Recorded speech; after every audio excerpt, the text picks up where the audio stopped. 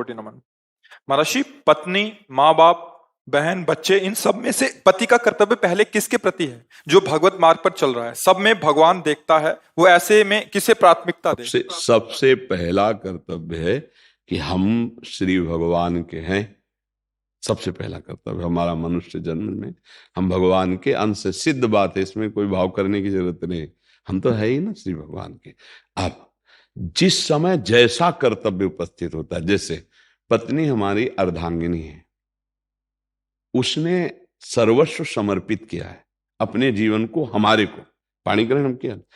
अब उसकी बहुत सी वृत्तियों को साथ में, जैसे मकान समर्पित हो जाए तो उसका जाला भी आपका, उसकी मकड़ी भी आपकी, उसकी छिपकली भी आपकी, ऐसे उसका स्वभाव, उसका वर्ताव आपका। अब आपको संभालना है। अब हमारा दायां हाथ बायां हाथ हमारा ही शरीर, तो आप और आपकी पत्नी, अब आपकी मां है, आपके पिता है, दोनों को चाहिए कि उनको सुख में है, शरीर सुख, वचन के द्वारा, चेष्टाओं के द्वारा सुख। अगर माता पिता का त्याग करके पत्नी का अनुराग पूर्वक हम सेवन करते चल दिए तो हमारा कर्तव्य नष्ट हो गया। अगर हम पत्नी को त्याग करके माता पिता का पक्ष लेके उसके, हमारा कर्तव्य नष्ट हो गया। बहुत विवेक की जरूरत है। उसने संपूर्ण अपने जीवन को दिया, सत्य मार्ग की बात कह रहा हूं, एक संसारिकता से नहीं, अध्यात्म से। अब वो हमारा एक आधा अंग है, तो हमारे अंग को चोट लगे तो हम सह सकते हैं, लेकिन हमारे धर्म को चोट लगे तो नहीं सहेंगे। अगर पत्नी को माँ ने हमारी गाली दिया तो हम पत्नी को दुलार करके समझा लेंगे, देखो हम तुम एक हैं, वो मेरी माँ है, यार क्षमा कर दो, प्यार से रहो ना। माँ को पत्नी ने गाली दिया तो जैसे हम अपने को कोसेंगे बाद में, ऐसे हम डांट सकते हैं नहीं, वो पूज्य है, तुम्हें ऐसे, अगर ऐसे शब्द, तो हमारा मन बर्दाश्त नहीं करेगा आपको, क्योंकि वो पूज्य है। पत्नी हमारा अंग है, माँ और पिता हमारे पूज्य हैं। अच्छा, बुढ़ापे में बुद्धि का फर्क हो जाता है, निर्णय में चिड़चिड़ाहट पैदा हो जाती है, स्वभाव में रुक्षता आ जाती है, सोच विचार की कमी भी हो जाती है। हमको उनकी बातें नहीं ध्यान देनी। वो गाली दे रहे हैं, वो निंदा कर रहे हैं, दो रिश्तेदार आए, उनसे तुम्हारी निंदा, तुम्हारी पत्नी की निंदा, आपको सब सहना है, उनकी सेवा प्रधान रखनी है। ये धर्म पूर्वक आपका गृहस्थ जीवन निर्वाह हो जाएगा। अगर आप मां के पक्ष में होकर पत्नी को प्रताड़ित करते हैं बार बार, ऐसा ऐसा, तो आप अपने धर्म का नाश कर रहे हैं, क्योंकि वो समर्पित है, ऐसा नहीं है। उसका भी हमें आदर करना है, और वो पूज्य है, इसलिए हमको ऐसा भी आदर करना है। कहीं ऐसी परिस्थिति हो जाए कि दो में एक को चयन करना पड़ेगा, कि हम मां को चयन करें या पत्नी को चयन करें, तो हमको चाहिए कि किसी भी स्थिति में पत्नी को अपना संग स्वीकार करके मां की सेवा करनी। त्याग दोनों का नहीं किया जा सकता। उसका पाणी ग्रहण किया है और वो परम कर्तव्य सामने है। अगर पाणी ग्रहण किया हम त्याग कर देते हैं तो वे विचार प्रवृत्ति में चली जाए, गलत मार्ग में, तो हमारा जीवन खत्म हो गया, क्योंकि पाणी ग्रहण किया। अगर पति पत्नी मां का त्याग कर देते तो हमारा धर्म नष्ट हो गया। परम धर्म मां है, चाहे कोई कितना भी बड़ा तपस्वी योगी हो, मां के सामने किसी के लिए चलते। चैतन्य महाप्रभु ने कहा था कि शरीर की चमड़ी की अगर हम जूती बनाकर आपको मां पहनाएं तो भी मैं उरिद नहीं हो सकता। मां तो मां है ना, कैसे हम ऐसा हो सकता है। अच्छा, पत्नी पाणी ग्रहण किया है, चाहे जैसी परिस्थिति हो हमारा उसका साथ रहेगा, तो प्यार में एक बहुत बड़ी ताकत है। हम अगर प्यार से व्यवहार पत्नी से करें तो हमारे हृदय की बात समझेगी, हमारे धर्म की बात समझेगी। पर मां और पिता अगर ये वयोवृद्ध हैं, असमर्थ हैं, तो इनके त्याग करने की बात नहीं सोचनी चाहिए। हाँ, वो समर्थ हैं और भाई हैं और सेवा कर रहे हैं, पत्नी के कारण ऐसा लग रहा है तो हम दूरी व्यवस्था कर देते हैं, पर उनकी सेवा में पहुंचेंगे। आप यहाँ रहो, आपकी भी व्यवस्था होगी, और हम उनको अर्थ और शरीर की सेवा के द्वारा उनको भी, और भाई हैं, हम सुखी करेंगे। ऐसा अगर नहीं है तो फिर हमें ये प्रेम व्यवहार करके बैठाना पड़ेगा कि माता पिता को ऐसा कष्टप्रद जीवन, वो बाहर जाएं, अनाथालय में जाएं, या वो फुटपाथ सेवन करें ऐसा, या उनकी मार पिटाई, नहीं नहीं, ये तो घोर अधर्म हो जाता है। और फिर या फिर बहू आई है, सास ससुर पति मिलकर के उसके साथ अत्याचार व्यवहार, मारपीट का गाली, ये भी बिल्कुल नहीं, ये सब धर्म विरुद्ध आचरण है। फिर तीनों की दुर्दशा होती है, माँ बाप और बेटा तीनों की दुर्दशा होगी, क्योंकि वो पाणी ग्रहण संस्कार धर्म पूर्वक तुम्हें स्वीकार। तुम्हारी बेटी घर में होती तो कैसा व्यवहार करते, बहू आई तो कैसा व्यवहार करती हो, सास ससुर को भी अपने कर्तव्य का, पर हम बूढ़े जनों के लिए छूट देते हैं, जो एकदम बूढ़े हो गए ना, वो हो कर्तव्य। अब हमको उनके भगवान की तरह सेवा करनी, तुम गाली दो तो भी, लेकिन अगर स्वस्थ हो तो तुम्हें विचार करना चाहिए कि बहू की जगह यदि बेटी होती तो कैसा हम व्यवहार करते हैं, यहाँ तुम्हारी बेटी वहां व्यवहार ऐसा हो तो कैसा रहेगा। तो अगर हम विवेक पूर्वक विचार पूर्वक देखें तो गृहस्थी बड़ी सुख पूर्वक संसार से तरने का उपाय है।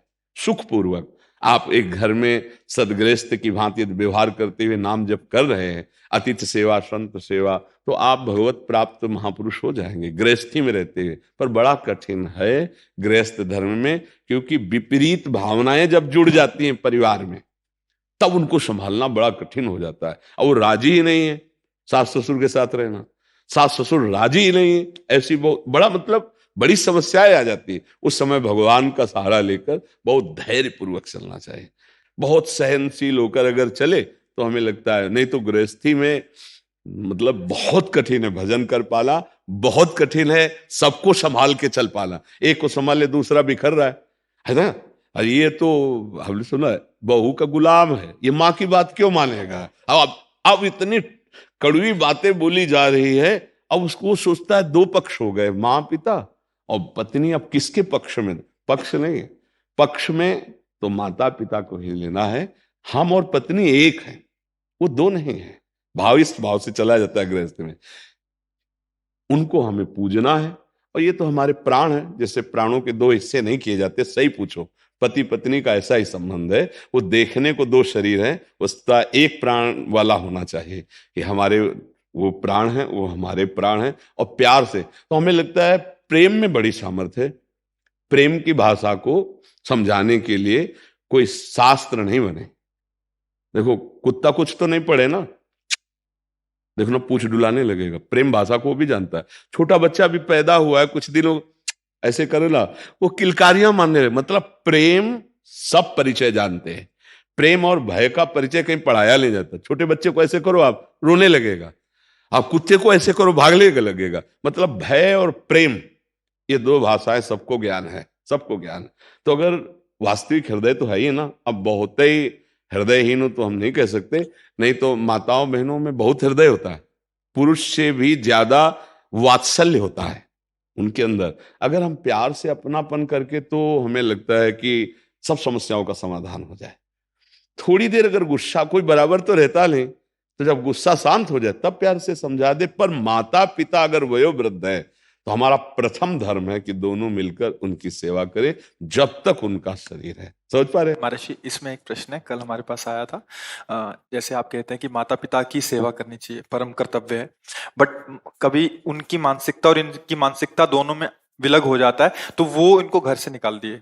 किनको? ये पति पत्नी को घर से निकाल दिए, कह रहे हम आपकी सेवा स्वीकार नहीं करेंगे। इस परिस्थिति में क्या वो ऐसे राजी रहे कि कभी जरूरत पड़ेगा कि हम, हाँ, वो हमें निकाल दिए हैं तो हम जाकर के जवान हैं, हम तब तक इंतजार करेंगे जब तक उन सुखपूर्वक हो रहे रहो आप, हम मेहनत कर लेंगे, आपने हमें जन्म दिया है, हम आपका अपमान नहीं करेंगे। वैसे तो जैसे बाबा की प्रॉपर्टी पर पिता का अधिकार हुआ, ऐसे पिता की प्रॉपर्टी पर पुत्र का स्वयमेव अधिकार है। पिता माता को ऐसा नहीं करना चाहिए। तुम अपनी कमाई से रोक सकते हो, लेकिन तुम अपने बाबा की कमाई से नहीं रोक सकते हो। जो प्रॉपर्टी वो कुल परंपरागत संतान को ही प्राप्त होती है। अब वो कहाँ जाए अपनी बहू को लेकर के, अगर नौकरी करे जा करके किसी भी तरह, तो तुरंत थोड़ी हर व्यवस्था हो जाती है। उसके लिए भी कुछ अर्थव्यवस्था चाहिए। तुम निकाल दिए, तुम्हारा बेटा है, तो भारी मूर्खता है, ऐसा नहीं करना चाहिए। पर अगर ऐसा करते हैं तो उनकी पहले मूर्खता है, हमें मूर्ख नहीं होना। हमें जाकर के कोई न कोई उद्योग करना चाहिए, क्योंकि हाथ पैर हैं, उनका विरोध नहीं करेंगे। जैसे ऐसी स्थितियों में फिर पुत्र कहते हैं हम तुम्हें देख लेंगे, किसी विधान से माता पिता अहित करना चाहते हैं, ये धर्म नहीं कहता। ठीक है, आपने हमें निकाल दिया है तो हम उस कष्ट को सहते हुए, लेकिन अगर हमें कान में कभी सुनने को मिला कि आप सैया पर पड़े तड़प रहे हैं, तो हम वो सब भूलकर फिर पुनः आपकी सेवा में आ जाएंगे, पुनः आपकी सेवा में आ जाएंगे। अच्छा, इतनी मूर्खता कभी किसी पिता माता को नहीं करनी चाहिए कि अपनी प्रॉपर्टी बेच दे, पुत्र का अधिकार खत्म कर दे। ऐसा कभी नहीं करना चाहिए, नहीं उसे नरक की प्राप्ति होगी। क्योंकि संतान के प्रति भी कर्तव्य है, उसको आपने पढ़ाया लिखाया, तो जो प्रॉपर्टी आपके पिता की है, आपके पिता ने जैसे आपको प्रॉपर्टी दी थी, ऐसे अपनी प्रॉपर्टी, अपने पिता की प्रॉपर्टी नष्ट करने का अधिकार नहीं पुत्र को दीजिए। ये कुल परंपरागत धर्म चला आ रहा है ऐसा। अगर वो निकाल देते हैं तो फिर इस कोटि का दोष होना चाहिए।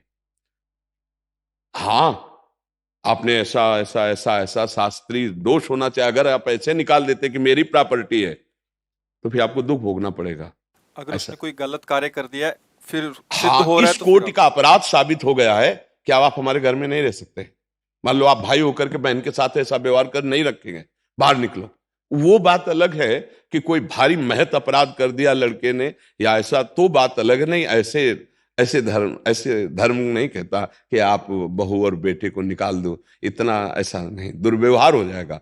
पर हम फिर प्रार्थना करेंगे कि अगर ऐसे भी माता पिता कर दिए हों, तो नौकरी पेशा आदि कुछ उद्योग करके अपना जीवन यापन करे, उनको दंड न दे, उनसे वैर विरोध न करे। और कालांतर में कभी वो ऐसी परिस्थिति में हो कि उनकी कोई सेवा ना करने वाला हो, तो जाना चाहिए और प्रणाम करके पुनः सेवा करना चाहिए। इससे भगवान की कृपा प्राप्त, अगर भगवान प्रसन्न हो गए हमारे धर्माचरण से, तो हमारा सब मंगल हो जाएगा। पर है बहुत कठिन, बहुत कठिन, क्योंकि प्रवचन कर लेना अलग बात है, उसको जब अपने जीवन में उतारे तो बहुत कठिन पड़ता है। सामने से निकाल दिया और वो किस तरह से अपने जीवन को संभालेगा, कष्ट सह रहा, वो लौटकर क्यों सेवा में जाएगा? उसको जब ध्यान आएगा तो आग लगेगी, नहीं लगेगी कि हमारे उस समय तुमने सब, और ऐसा कई उदाहरण भी आते हैं कई। इस पक्ष वाले कह रहे थे कि जो वो कह रहे थे कि हमारा बहुत भावना है, क्योंकि आपने इतनी भावना भर दी कि माता पिता की सेवा करनी चाहिए, बट वो एक्सेप्ट ही नहीं कर रहे, वो ऊपर से गाली दे रहे हैं कि चलो यहाँ से। हाँ, उस दिन का इंतजार करें जब वो किसी काम लायक ले जाएंगे और हमारी सेवा की जरूरत होगी, तब कर ले, तब कर ले। अभी देखता रहे कि अपनी ऐसे। तरफ से चूक नहीं इस हाँ, मामले में। अपनी तरफ से तो हम यही कहेंगे कि चूक नहीं होनी चाहिए। उनके व्यवहार का वो जाने, हमारा कर्तव्य हमको परम हित प्रदान करेगा, परम लाभ प्रदान करेगा।